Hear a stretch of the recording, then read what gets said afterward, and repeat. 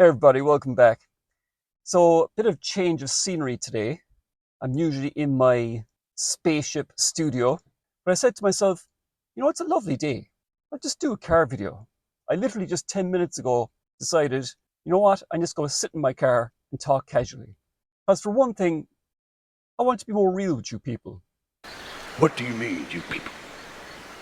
The main reason I want to talk today is regarding a certain actor.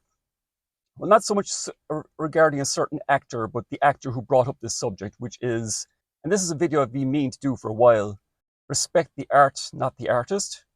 So there used to be a time when movie stars had a certain mystique about them. They did their job, they appeared on screen, whether they were good or bad. But there's a reason why these actors like Arnold Schwarzenegger, Jack Nicholson, Tom Cruise, Mel Gibson, all these superstars of the past were so popular because they had this screen persona. And besides the publicity machine, we didn't know that much about them. But it seems in the last 10, 15 years or so, actors have used social media, and I'm not the first one to say this, that social media has really ruined movie stars. I'm sure lots of you have seen articles about how the movie star is dead, how social media killed the movie star. But the thing is, it didn't need to be this way. But the main reason I want to bring this up is that there's this new Fantastic Four movie out, Fantastic Four First Steps. And by all accounts, it's pretty good. I've read some reviews or seen some reviews from reviewers that I trust. Never trust the mainstream media or the shills. You know where to look. These are the ones who are usually paid off or get certain favors for giving certain positive reviews in exchange for access. But certain YouTubers that I trust have said it's actually decent. But I will not be watching it. And the main reason I will not be watching it because it stars Pedro fucking Pascal. Now, it takes a lot for me to get riled up about a certain actor. And the thing is, I can usually separate an actor's on-screen life, or off-screen life, I should say, as long as they do a good job. But this Pedro Pascal, how else can I say it? He's a fucking weirdo. But do you think it's safe to say that Reed is the first capital D daddy in the MCU? No. I would say he's in a group of a capital D daddies. You're famously the daddy of the internet. Yeah. Oh, he's been snipping. What's your rising sign? Yeah. Is it really? Oh, I'm very judgmental. People say that there's Pedro Pascal fatigue, especially this year, because he's in The Last of Us show. He was in Gladiator 2 just last Christmas. At the moment, there's 3 movies out in America that he's in. Eddington, Materialists, and now Fantastic Four. Even if you're a fan of Pedro Pascal, you have to admit that's a little bit much. So that's why people are saying there's Pedro Pascal fatigue. He's in too many movies. I could forgive that if he was a really great actor and an all-round nice guy.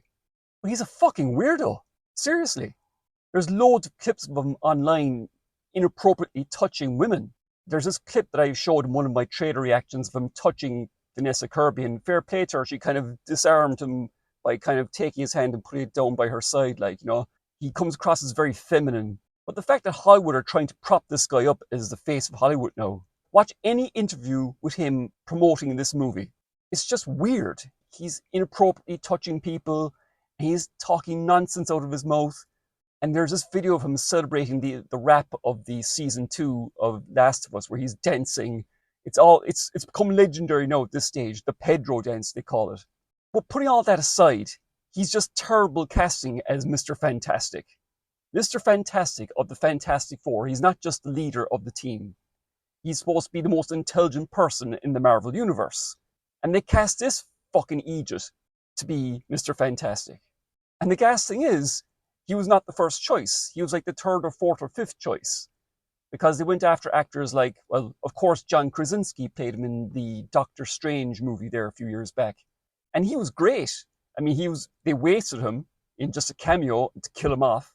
If they had made the Fantastic Four movie with John Krasinski as Mr. Fantastic and his wife, Emily Blunt, as the Invisible Woman, that would have been great. Perfect chemistry there. John Krasinski, great actor. Emily Blunt, great actress. And get the other 2 people that they've cast as the Human Torch and the Thing. They'd be sound. Pedro Pascal, no, absolutely not. Putting aside all the crazy stuff off screen, he's just not a great actor. He's okay. Before, when I used to see him in a movie, he was just there. I wouldn't go as far as to call him a terrible actor. He's okay. He's just there. I first remember seeing him in Narcos, that Netflix show Narcos. He was pretty good in that, actually. I never saw Game of Thrones. I know. Apparently that's where he made his name. He was in that awful Wonder Woman 1984 movie a few years back. He was terrible in that. And he's been a couple, it's hard to avoid him, you know what I mean? You throw a rock, you'll probably hit a movie with Pedro Pascal in it. But this leads me back to my point. Can you respect the art, but not the artist? Because it's not just Pedro Pascal I want to talk about. There are other actors too, like Ezra Miller, for example. Now, Ezra Miller played The Flash. And I know I'm in the minority here, but I thought he was actually pretty good as The Flash. Now, he didn't come across well in the Justice League movie that was released, because the cut of that movie was just torn to pieces. It was a hodgepodge, Frankenstein's monster of a thing. And they turned him into a joke machine. But in the Snyder cut of Justice League, I thought he was actually pretty good. And again, I know I'm in an extreme minority here, but I enjoyed the Flash movie. And of course, do we even have to mention the off-screen antics of that fella? Because the list goes on. There's videos of him choking women out, starting fights. He's been arrested for drunken disorderly, starting fights.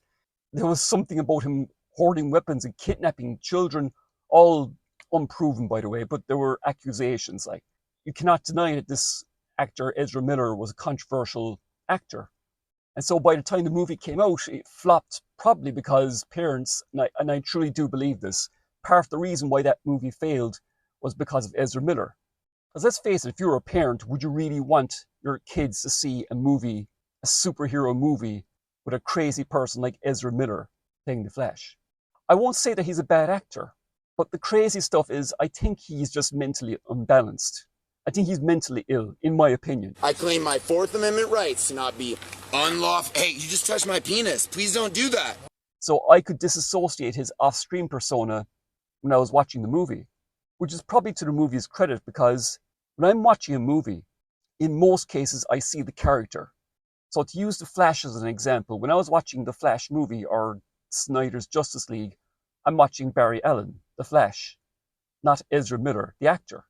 The movie flopped, and Ezra Miller is nowhere to be seen now. It's pretty much I think it's fair to say that his career is finished. Where has he been since the Flash movie came out? And then, of course, there's Amber Heard. Now, I've talked about Amber Heard a couple of times in some of my videos. You all know about the Johnny Depp case, of course. It went on for a long time. There's tons of videos of it on YouTube. And it pretty much came out that she abused him, that she did terrible things to him. Again, just look it up. I'm not going to get into it here.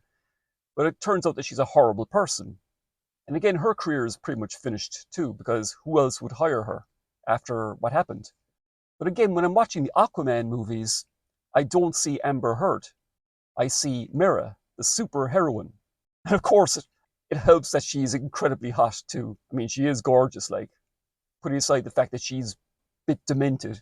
So I guess the point I'm getting at here is the fact that it's all down to personal preference. If you watch the Fantastic Four movie, and if you enjoy it, that's great.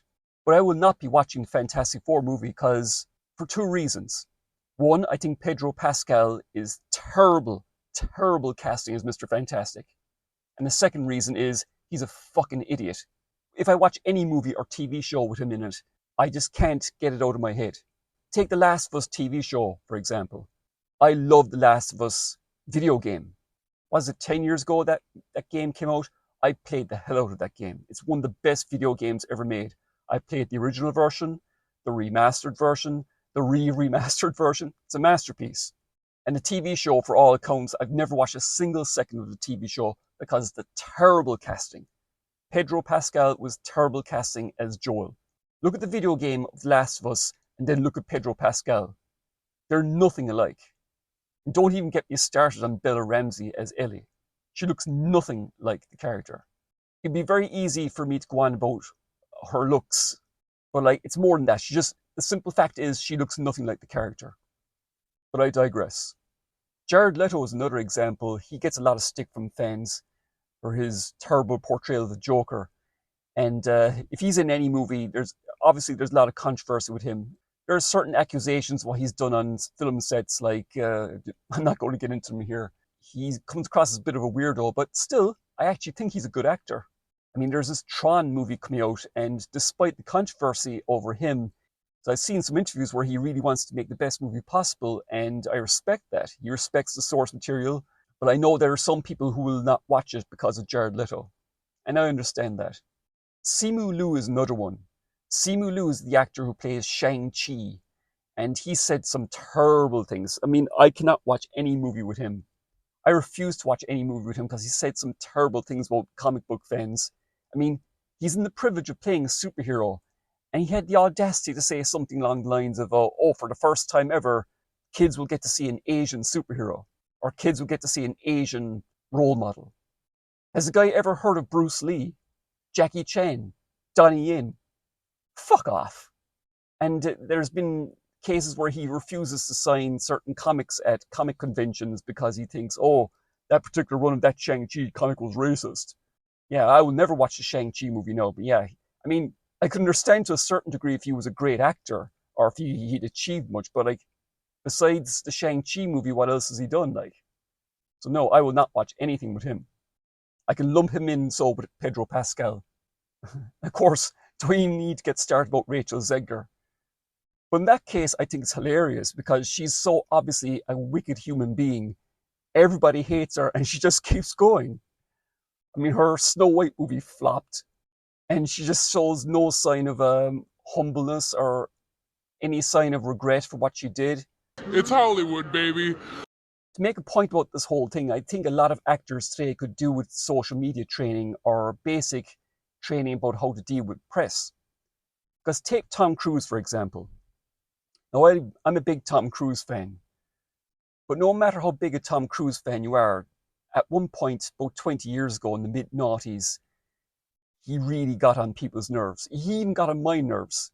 That was around the point that he started going out with Katie Holmes. And there was so much from the media. There was the couch jumping incident. There was the Scientology. There was Katie Holmes. It got to the point that when Mission Impossible 3 came out in 2006, people were so tired of him. And despite the fact that it was one of the best movies in the series, it underperformed. But guess what happened next? I think Tom Cruise learned a very important lesson during that time because he disappeared for a few years and he came back in 2011 with Mission Impossible Ghost Protocol. It was a great movie, but more than that, he just focused on making great movies. That's it. He's a movie-making machine.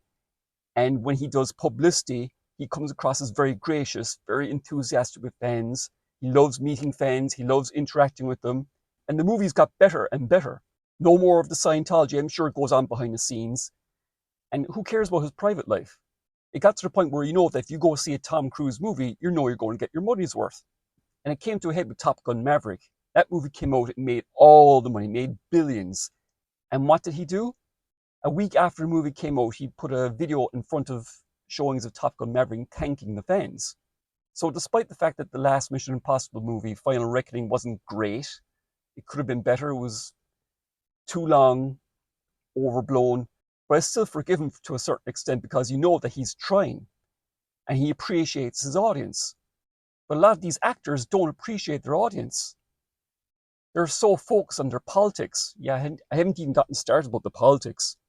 Now, this video could go on for ages, but like, there's so many actors who are going on about politics, and who cares what they think about politics? They're just actors. They dress up and play pretend for a living. Who cares what they think who gets to be president, whether it's Trump or Kamala?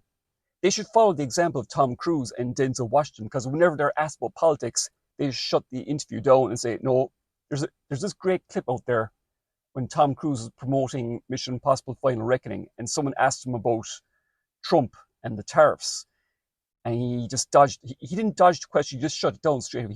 He just simply said, I'd rather talk about the movie, thank you very much. Because he's smart enough to know he was going to possibly put off half the audience. So very smartly, he keeps it to the movies. He shuts up about politics.